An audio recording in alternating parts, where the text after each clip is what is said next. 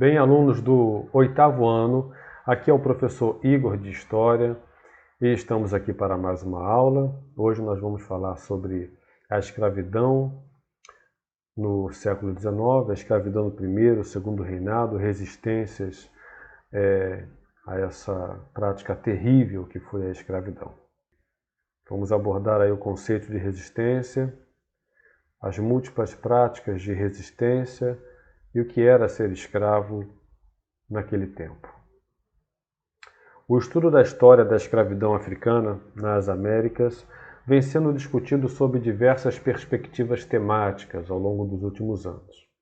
Os pesquisadores, de acordo com seus questionamentos e referenciais, estimularam o debate de pontos como demografia, famílias escravas, economia da escravidão, revoltas cativas e quilombos, etnicidade, nação, abolição, transição para o trabalho livre, contribuindo para a compreensão do cativeiro em suas distintas formas de ocorrência. Neste espaço, vamos focar no ser escravo. Presta bem atenção nisso.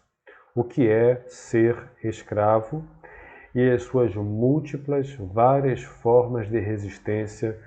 E também vamos falar da abolição, dos abolicionistas e a abolição da escravatura. Se não der tempo nessa aula, a próxima a gente encerra esse assunto. Ser escravo no século XIX. Quando se fala em escravidão no Brasil, no século XIX, qual é a primeira imagem que vem na sua cabeça? O que vem na sua cabeça quando a gente fala de escravidão? Esse aqui foi um grande ilustrador do Brasil colonial e colocou aqui, uma imagem bem comum naquele tempo e que é até um pouco do imaginário que a gente faz do que é ser escravo aqui. Ó. Dois escravos carregando seu senhor numa rede, mais uma aqui carregando peso na cabeça, uma criança acompanhando, levando o guarda-chuva, porque se chover tem que abrir esse guarda-chuva aqui para proteger esse senhor. Pois é. Bem, quando a gente pergunta o que vem de escravidão na tua cabeça, as primeiras referências que geralmente ocorrem são os castigos corporais, É o escravo sendo castigado no pelourinho, é o escravo trabalhando, transportando carga, ou na lavoura, pois é. Só que ser escravo no Brasil não foi uma experiência homogênea, não dá para generalizar. Foi um mundo, um universo de situações, porque tinha escravo na cidade, escravo no campo, escravo que cuidava de escravo, escravo na lavoura, escravo doméstico, escravo por aluguel. Tanto tipo de forma de escravidão, dessa coisa terrível, deplorável, mas que era comum, era normal naquele tempo. Vamos ler aqui. Perceber a heterogeneidade, ou seja, os vários tipos e modelos de escravidão, é um caminho para compreender as diversas possibilidades de resistência também, porque para cada tipo de escravidão você tem também a resistência a essa escravidão. Nos estabelecimentos agrícolas, nas áreas urbanas, a escravidão no Brasil do século XIX era mais comum e cotidiana do que se imagina. Estudaremos aqui o que significa isso. Era muito comum as pessoas terem escravos. Até a pessoa pobre, era comum ela ter um escravo ou alugar um escravo, ou herdar um escravo do pai e da mãe, ou ganhar um escravo de presente. Um ser humano tratado como um objeto. Vamos lá. Os escravos rurais.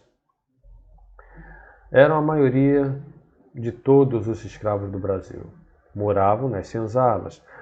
Bem, aquele lugar imundo, muitas vezes insalubre, que eles se amontoavam e dormiam mal para se prepararem para mais um dia de trabalho intenso.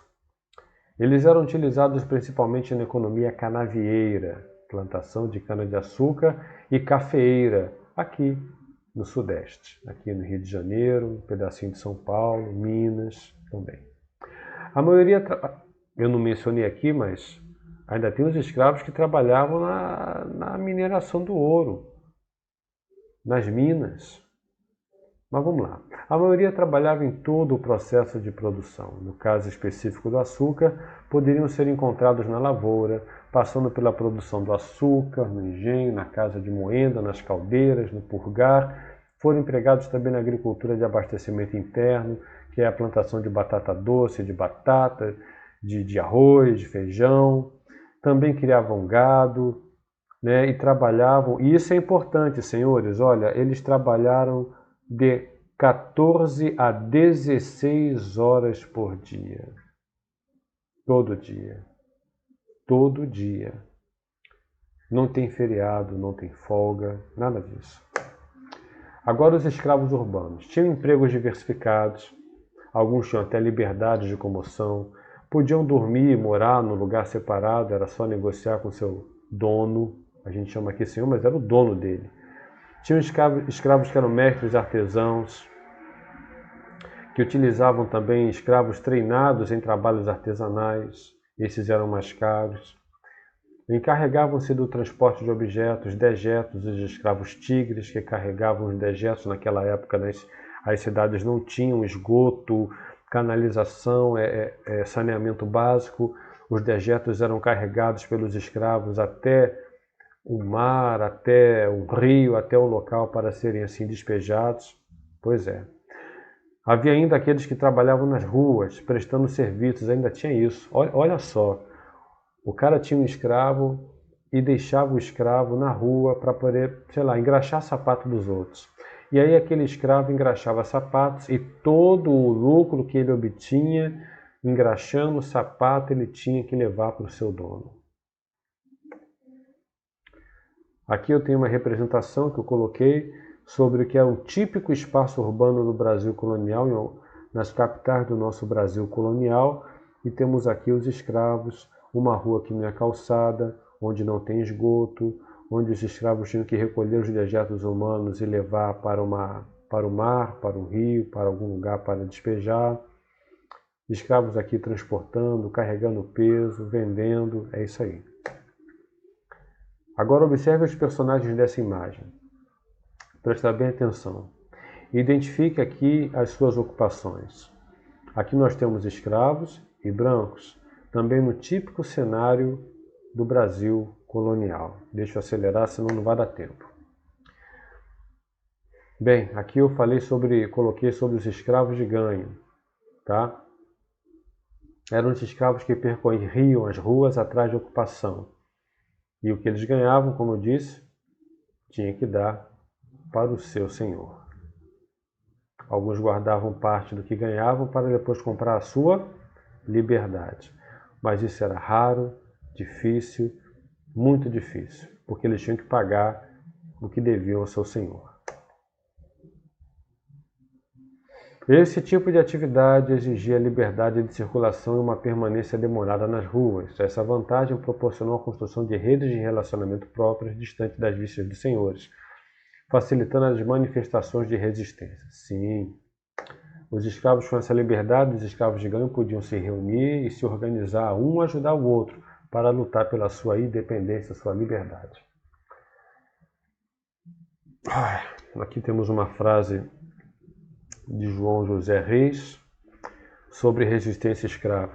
O conhecimento que já temos sobre a história da escravidão nas Américas torna, de certa forma, muito mais fácil demonstrar que os escravos não foram pessoas passivas e acomodadas.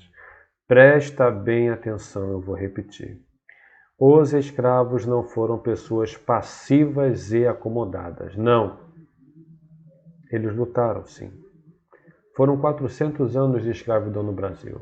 Mas não pense você que não houve luta e resistência. Houve, e é o que vamos ver. Embora, por muito tempo, os historiadores acreditavam na teoria que os escravos teriam aceitado pacificamente o seu trabalho, o que não é verdade. Sabemos que não é verdade.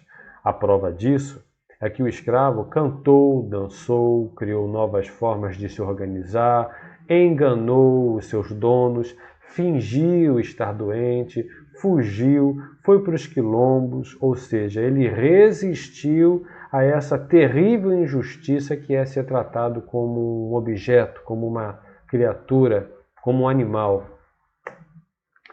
Temos dois tipos de forma de resistência, mas eu vou deixar para continuar isso na próxima aula, onde nós vamos falar especificamente da resistência e da abolição. Bem, eu desejo a todos bons estudos e a gente vai se ver na próxima aula. Muito obrigado e tchau.